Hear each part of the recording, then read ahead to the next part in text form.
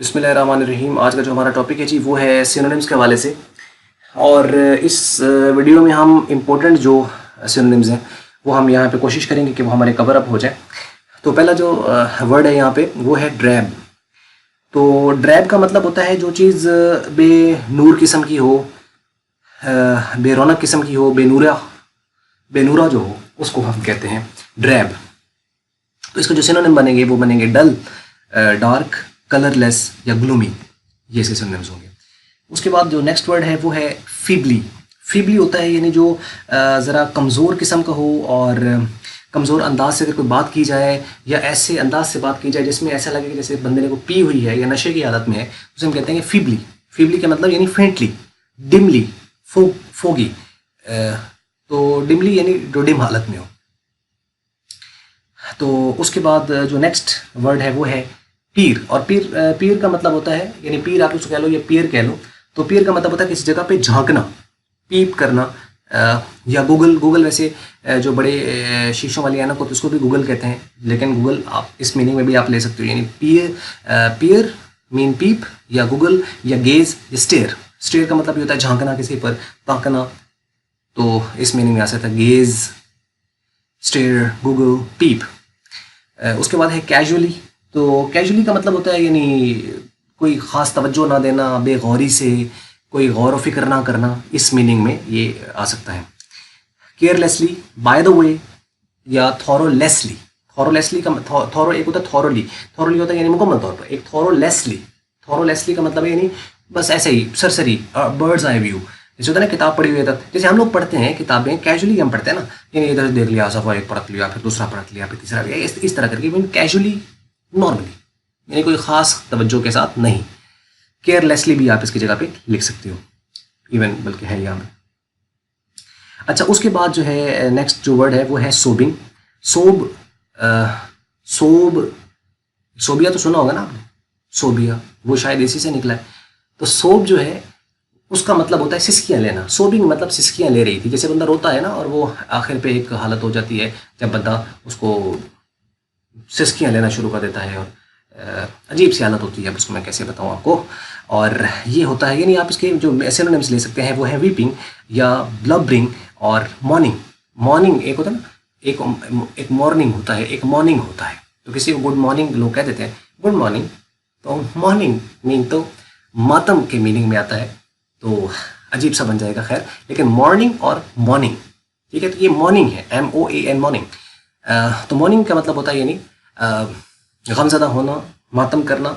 और ब्लबरिंग जो है उसका भी ये मतलब होता है कि नहीं आप गमज़दा हो जाते हैं और फिर आप जैसे कि किसी बच्चे को मारे ना तो उसके बाद पहले तो वो रोता है और चीखता चिल्लाता है और आखिर पे फिर वो करना जो शुरू कर देता है, वो असल में ब्लबरिंग कहलाती है उसकी, या उसकी सोबिंग कहलाती है ना। तो ये वर्ड है। उसके बाद जो नेक्स्ट वर्ड है वो है स्लैमिंग। स्लैमिंग का मतलब होता है किसी चीज़ को ज़ोर से बंद कर देना। जैसे आमतौर पर होता है ना, किसी को घर में होता है ना, किसी को कहना कि अच्छा ऐसा है कि मुझे ना कोई काम करना है तो आप ना बाहर चले जाओ थोड़ा सा। घर में कोई फैमिली मेम्बर हो तो फिर जिस अंदाज से जाता है, तो जिस अंदाज से वो प्यार से दरवाज़ा बंद करता है वो तो फिर आपको पता ही है ना, वो कहलाता है स्लैमिंग। स्लैमिंग का मतलब अच्छा काम कर रहा है तुझे, दरवाज़ा फेंकेगा, जाएगा जोश में, है ना, तो वो कहलाएगा स्लैमिंग। स्लैमिंग का मतलब होता है वैसे शर्ट बंद कर देना, क्लोज कर देना, इस मीनिंग में आएगा। लेकिन ये स्लैमिंग का मतलब है जैसे बता इसको चपेड़ मारता है ना, तो ये उस सेंस में आएगा, जोर से उसको बंद कर देना, शट या क्लोज कर देना। तो ये होगा यानी शोर के साथ, तेजी के साथ, नॉइसली, शटिंग समथिंग नॉइसली। उसके बाद है बोल्ट, और ये होती है चिटखी, यानी जैसे कि आप यूँ कह लो कि कुंडी होता है ना, कुंडी पंजाबी में कहते हैं उसे, कि जैसे दरवाज़ा है तो उसकी एक होता है ना, आप उसको बंद कर देते हो, लॉक कर देते हो। लॉकर जो होता है उसको बोल्ट कहते हैं। इसके जो सिनोनिम्स बनेंगे वो लैच और लॉक या रिवेट, ये इसके बनेंगे। तो उसके बाद है नेक्स्ट डिशेवल्ड। डिशेवल्ड जो है इसका मतलब होता है मुंतशिर होना, परेशान होना, बिखरा हुआ होना, डिशेवल्ड। तो इसके जो सिनोनिम बनेंगे वो डिसऑर्डर्ड, अनटाइडी, अनकॉम्ड, ठीक है। यानी जैसे होता है ना परेशान जुल्फ जिसे कहते हैं, शायर लोग अक्सर इस्तेमाल करते हैं ना, वो शायरी में उसकी परेशान जुल्फ और ये और ऐसा कुछ करके। तो डिशेवल्ड का मतलब होता है यानी बिखरा हुआ, यानी होता है ना बाल बिखरे हुए हो, तो गमज़दा इंसान हो या कोई परेशानी चल रही हो तो उस केस में हो जाता है। तो उसे हम कहेंगे अनकॉम। कॉम का मतलब होता है यानी कंघी। कॉम का मतलब यानी कंघी किया हुआ, यानी थोड़ा अच्छा, यानी बालजन बनाए हुए, ये अनकॉम्ड। तो या अनटाइडी, डिसऑर्डर्ड, शैटर्ड, इस तरह के मीनिंग में, या स्कैटर्ड, इस तरह के मीनिंग में आएगा डिशेवल्ड। तो असल में ये जो वर्ड आया, ये आया है कि जैसे वो जब आई तो यानी वो उसकी हालत बिल्कुल ही बिगड़ी हुई थी, यानी बाल ऐसे बने हुए हैं, तो अजीब सी हालत थी लड़की के बारे में जब वो एंटर होती है। उसके बाद है हिस्टेरिकली। हिस्टेरिकली का मतलब होता है मैडली, पागल, पागलों जैसा। जैसे हिस्ट्रिया होता है ना, हिस्ट्री की बीमारी, यानी दिमाग काम करना छोड़ देता है इंसान का, और फिर वो लोग कहते हैं जिन हो गया, तो हिस्ट्रिया की बीमारी होती है। जैसे पाकिस्तान के अंदर खैर बहुत कॉमन है, बैकवर्ड एरियाज़ के अंदर खास तौर पर, यानी कोई बंदे को अगर कोई प्रॉब्लम है, यानी कोई लड़का, लड़कियों में ऐसे कॉमन है ज़्यादा, वैसे रिसर्च ये कहती है कि हिस्ट्रिया की बीमारी लड़कियों के अंदर ज़्यादा है, तो हो जाती है। तो वो क्या होता है कि उसका ये दिमाग काम करना छोड़ देता है, या कोई प्रॉब्लम होती है उसके अंदर, तो फिर वो लोग कह देते हैं कि अच्छा इसको ना जिन हो गए, वो फिर बाबा जी के पास लेके चले जाते हैं, तो फिर बाबा जी फिर जिस तरीके से निकालते हैं तो वो फिर आपको पता ही है। तो हिस्टेरिकली यानी हिस्टेरिकली मीन मैडली, या आप इसको कह सकते हो पागलपन में, तो ये इसका मीनिंग आएगा। मैडली, फ्रेंटिकली, ठीक है, तो इस तरह के इसमें आ सकता है, या एजिटेटेडली इसके मीनिंग में आ सकता है, यानी पागलों जैसे अंदाज में, ठीक है, हिस्टेरिकली। उसके बाद है नेक्स्ट जो है वो है शडर। शडर जो है इसका मीनिंग होता है कांपना, ट्रेम्बल, शिवर, क्विवर। तो ये इसके जो है वो इसके अंदर मीनिंग जो है वो इसके अंदर आ जाएगा, यानी कांपती हुई, इस मीनिंग में आएगा।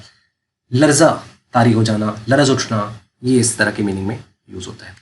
अच्छा, उसके बाद है नेक्स्ट ड्रेडफुल। ड्रेडफुल होता है यानी खौफनाक किस्म का, अलार्मिंग, फ्राइटफुल, फियरफुल, ये आएंगे। उसके बाद है रेटल्स। रेटल्स का मतलब होता है रेटल या रेटल्स, इसका मतलब होता है यानी जोर जोर से किसी दरवाजे के ऊपर जब नॉक किया जाता है तो उसे कहते हैं rattles, rattle the door. So knocks, clanks, shakes या क्लैटर। क्लैटर, क्लैंक या नॉक, ये इसके मीनिंग में आएगा रेटल का, यानी दरवाजे पे जोर जोर से जब वो मारा जाता है हाथ या कोई भी चीज़ कि दरवाज़ा खोला जाए। तो ये असल में ये जो वर्ड लिया गया, या वो सेकंड मैन आता था, वो जब दरवाजे से अंदर कुंडी लगी होती है तो वो बाहर से जोर जोर से दरवाजे को रेटल करता है कि दरवाज़ा खोलो। उसके बाद है जी विशियसली।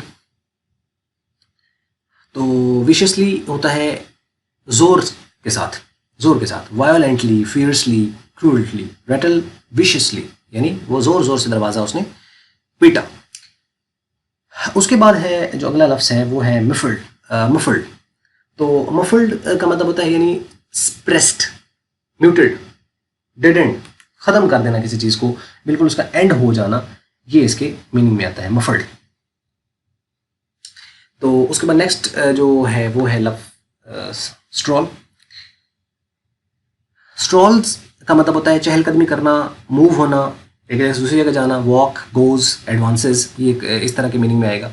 और स्टंट, स्टंट का मतलब होता है यानी हैरान कौन रह जाना, जैसे वो गाड़ी वगैरह के होता है ना, बाइक वगैरह को स्टंट कर रहे होते हैं, तो ये भी वही आता है। स्टंट का मतलब एस्टॉन्डेड या एस्टोनिश्ड। उसके बाद है पियर्सिंग।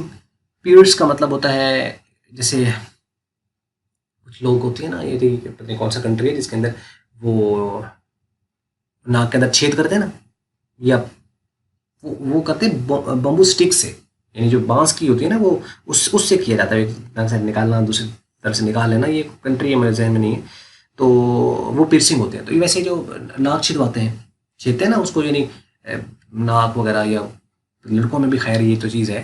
तो पियर्सिंग का मतलब होता है यानी किसी चीज़ को छेदना, छेद करना, या उसको पेनिट्रेट करना किसी चीज़ को, या उसको तेज़ करना, या किसी चीज़ को एक जगह से गुजारना, तो वो पियर्सिंग होता है। पेनिट्रेटिंग या शार्प या पासिंग। एंड वुड्स, वुड्स कहते हैं जंगल को, फॉरेस्ट को। वैसे तो वुड लकड़ी को कहते हैं, लेकिन यहाँ वुड्स का जब लफ्ज़ आता है तो उसका मतलब होता है जंगल।